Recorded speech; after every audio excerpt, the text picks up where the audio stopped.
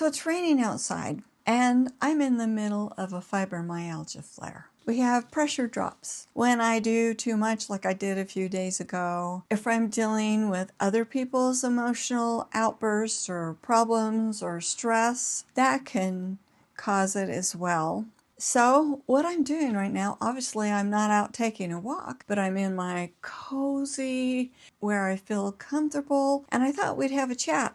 And we'd talk about something important, which is, what do I do to help myself physically and emotionally and cognitively when I'm going through a flare? When there's brain fog, when there's aches.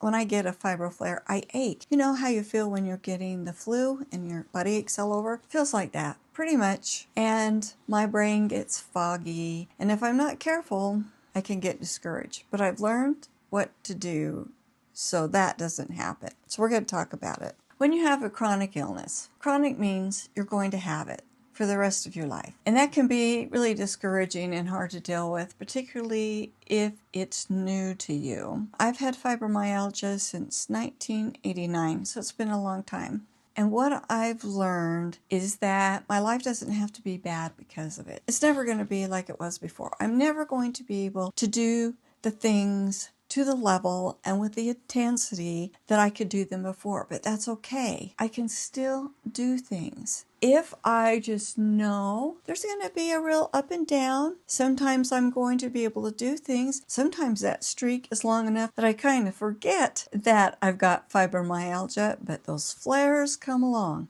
They do. And if I know that and I expect it and I plan for it, it's very, very helpful. And it's very helpful if when I start feeling not so good that I step back and assess. First of all, what could be causing it and what can I do about it right now? I learned something key when I was going through the worst of long COVID, and I made a whole video about it. So I recommend that you go watch that if you haven't seen it. And you could have like your husband, your significant other, your family members watch it too, so they will understand this language. It helps you really know how you're feeling, to describe how you're feeling in an understandable way. It's called the DOTS method, and the thumbnail has magic dots on it, and I'll link to this in the description. Green means you're ready to go, you're feeling good, you're able to do things. Great. Yellow is when you're starting to get tired. And this can be part of a normal day, but you have to be more alert to it than other people because you probably don't recover as quickly. So when you're green and you maybe are starting to push it a little bit and you're starting to feel tired, you've moved into yellow. You need to stop, take care of yourself, rest. And you don't even maybe have to take a big rest. Sometimes it's just doing something different. Like when I get really tired cognitively, watching television doesn't help. Social media doesn't help. But doing something that interrupts that, like maybe taking a little bit of a walk, or doing a small chore, or playing the piano, or if I'm starting to feel overwhelmed, writing things down so I can get that out of my mind, that helps me move out of the yellow back into the green. If you're tired physically, you got to just stop and take a rest. Maybe you're just thirsty, get something to drink. Maybe you're hungry, get something to eat. So assess what is causing me to be in the yellow, take care of it, and you'll get back into the green. If you don't, then you can get into the red. Now, red is when you are pretty sick. You've gone too far. You really have to stop and take care of yourself. Are you getting enough to drink? Are you getting enough to eat? Are you sleeping enough? Are you getting the rest that you need? You really need to do that when you're in the red. Because if you do, if you take care of yourself when you're in that state, you can get back into yellow and then get back into green quicker. But if you don't, you can slip into purple. And when you're in purple, man, you're really sick. This is like an extreme situation, purple. Like you can really get super depressed, major depressed. If you have chronic fatigue, you might get so sick that you can't do anything at all. And when you're in purple, it's really good to have like first aid kind of things for yourself, decisions like maybe you won't be taking a shower. You might have some wipes that you can wipe yourself off. Make it easy to brush your teeth. Do just the basic comb through of your hair. Have some food close to you. Like I have a little refrigerator that's in this closet that came in there when I was going through the worst of long COVID because I couldn't go downstairs to get myself to eat. So I had things in there that I could quickly grab. And you're getting a lot of rest to take care of yourself so you can move up to red, back up to yellow, and to green. I have a little state that I've made up. I call orange because orange is when I have pushed myself past yellow, but I've caught it soon enough. I haven't gone into the red. So when you learn to do it at first, you're making little dots on the calendar throughout the day of assessing how you are. But now I can go, oh, wait, where am I? I'm yellow. Okay, I better do this. When I'm green, I'm not even thinking about it because I'm just doing stuff. I'm thinking about where I am. Like yesterday, I woke up. There was a flare. I assessed, where am I? Am I yellow? Am I orange? Am I red? No, I'm not red because I've caught it soon enough. I'm in orange. So let's think through what I'm going to do today. I've learned for me, it's better unless I'm really red or purple. When I'm in this maybe orange state, it's really important that I do something that moves myself forward, my life forward in some way, but there'll be small things because I can get really discouraged and it actually makes me stay sicker longer if I just end up plopping in my chair and watching TV all day. That delays me getting better. So to do certain things, small things. So here's what I came up and I did yesterday. I didn't take a shower, didn't wash my hair. I just combed my hair back and clipped it back. I made sure I was wearing very comfortable clothing because of the achiness. I had a couple of things that were weighing on my mind. I had a check I needed to deposit, and then I was worrying about a little bit of a payment I needed to make to a doctor. He hadn't contacted me about it yet, so I thought I got to get it off my mind, so I called and took care of that, and I deposited the checks. I wrote down anything else that I knew I couldn't do, and I could check it as soon as I felt better. That's important, and that helps me cognitively because when I'm having a flare, my mind, I get brain fog. That's it. It was Monday's my laundry day, and I have to do laundry on Monday because we have so many people in the house doing laundry, and I had to say, Monday's my day. Everybody else stay out of the laundry room. So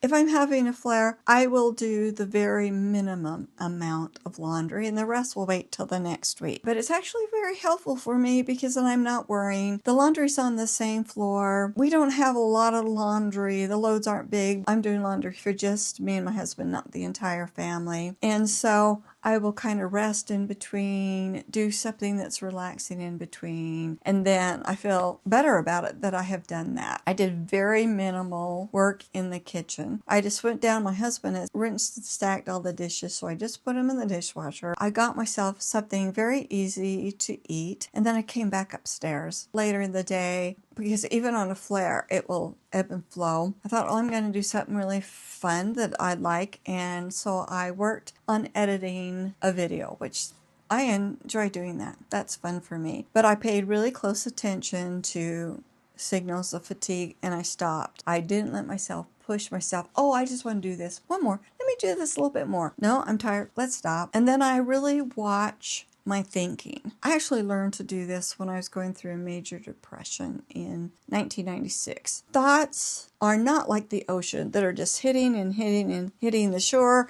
and you can't do anything about it. Thoughts are more like water in an irrigation ditch. My grandfather used to be a farmer, and so like the water would start coming down the ditch to his property, and maybe he wanted to go out in this field, so he put a dam and it would go out here, and then when it was time to go another field, he'd take that dam out and put it a different direction. So your thoughts are really like water in a ditch. You can control them, and the way you do that is by putting a dam in the water. And what I do is when I find myself spinning back or negative thoughts, I'll go, nope, not doing that. And at first it wasn't easy, but the more you do it, and it doesn't take very long, you just say, nope, I'm not doing that.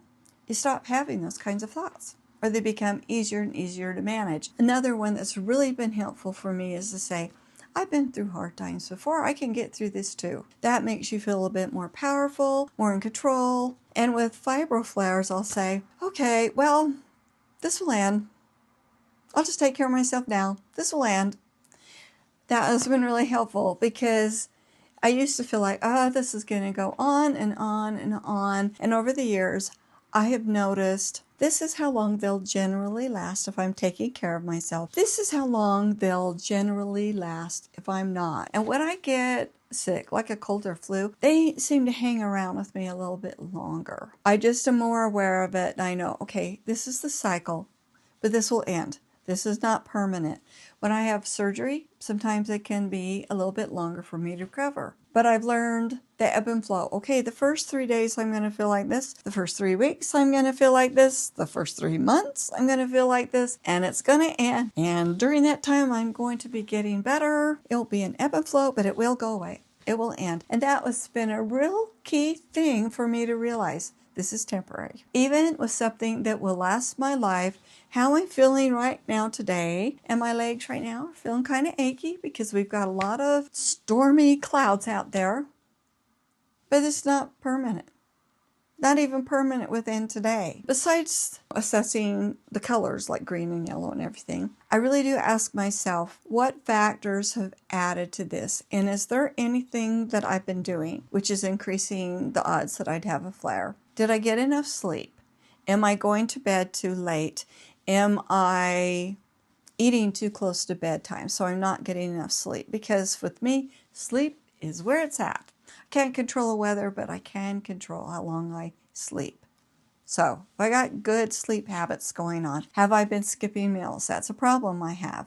Have I been skipping meals? And when I eat, what have I been eating? Am I just eating carbs? Am I just slipping into candy? Or am I eating actual food, protein that will make me feel better? Have I pushed myself too far when I'm doing projects instead of going, take a break, take a break, take a break? Or have I had some kind of big stress thing happen that might be completely beyond my control, but yet it has affected me? It's really important that I ask myself those questions so I can say, okay, I really had no control over this, but I did have control of this, so mental note, just be better about that in the future. And then, like for my cognitive things, brain fog, make lists, set alarms on your phone. I do that all the time now. Alarms reminding me I have to do something. Alarms reminding me that I have to leave now. Alarms reminding me that I need to check something.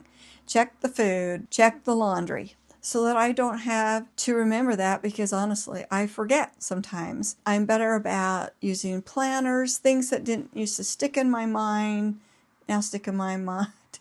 Things that used to stick in my mind don't stick in my mind. And I'm also more forgiving, more tolerant, more understanding of myself, that I used to be extremely fluent, was known for it. I was an excellent teacher, and now I'm not as fluent. And I stumble over words. I cut the ends of words off. Sentences will come out in the wrong order. There would have been a temptation of, I'm never making another video, because I hear this when I'm editing. But instead, no, this is my reality, but the content was fine. That's okay. It's okay. It's okay. It's okay. It's okay. And so that boils down just really to giving myself grace and realizing, who am I really?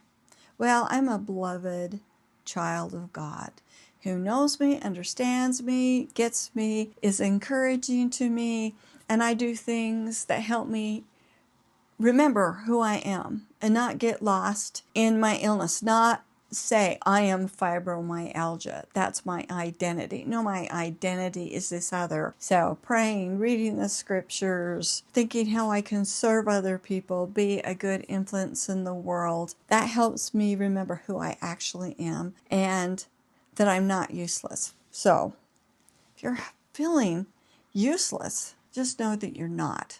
Just figure out what you can do and what you can't do, and do the things you can do, and then do things that help you remember, I'm not my illness. I am not my illness, and I do have value. It's key. Oh, big moments, big excited moments, because it's really important that you remember that. One of the most important things I learned to do, and I do consistently, and I mention this a lot, is I learned to meditate in mindfulness. I use an app called Happiness Meditation. It's not like a woo-woo thing. And any doctor Anytime you read, like you ask Google, what do I need to do so I sleep well? Mindfulness meditation will be on the list because it does help you to train your brain, to help you do things that are good for you, like breathing. It has just literally changed me. I'm far more accepting of myself and knowing how to get things and shorten bad times. And I'll tell you about this app. Now, if you get the app and you go in there, there will be some sections maybe that you don't agree with at all. There are some that I don't agree with at all. I just don't use those. I don't use those areas. I use all the other areas. And this morning I did one, and I was having a headache when I started by the end of the 10-minute session, because I just do 10 minutes. You can do shorter, you can do longer, but I always do 10 minutes. By the end of the 10 minutes, my headache was gone, because you learn how to relax it, you learn how to notice other things, and it just takes care of a lot of it. It really will help kind of change your mind about it. It might not make the pain go away, but the pain is not as significant. It's not as swallowing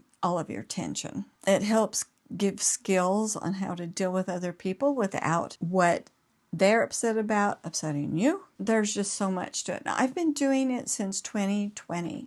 So 6 years. There is a fee. It's $99 a year, but it's a $99 a year I would never go without now. So I highly recommend it. You might totally ignore that, but I highly recommend it. It's been very, very helpful for me. And then just know when you need help. Sometimes I just can't even do the simple part of the dishes, and so I'll ask my husband to help me, and he'll do that. When I'm really, truly sick, and fortunately it doesn't happen very often, I can't pick up my granddaughter from school, which is something I need to do. And so I'll tell her, Mom, I really need your help today. But fortunately, that hasn't helped very much, because getting out of the house for that 10 or 15 minutes is actually good for me. But I've had some time where I've just put a jacket over my nightgown because nobody can tell. Pick her up and she'll look at me and she's like, "You're not feeling very good today, are you, Grandma?" It does help me, just that little bit of getting out of the house. So I enjoy the fact that I have to do that. If someone asks me to do something, like maybe someone in our family that they're just not aware, then there's so many people just don't get it. I'll say, "I'm sorry, I can't do that now because I'm in a flare, but maybe later I can do that."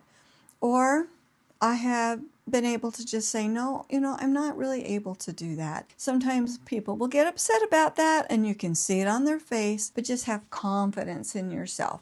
Know who you are, what you're going through, what you can and cannot do, because when you have this challenge in your life, you really sometimes literally can't do it. And if you let them guilt you, or you guilt yourself and you do it anyway, when you shouldn't be doing that thing, it can cause you to kind of go downhill physically and emotionally and cognitively and all of that, have a flare. So you just got to know your limits. That's key. Last message. You are important. You're good. You have value in the world. There's a lot of things that you can do that maybe you're not aware of. And there are ways that you need to take care of that maybe you're not doing. But you have value. And your life can be good anyway. And I hope I see you again. Bye.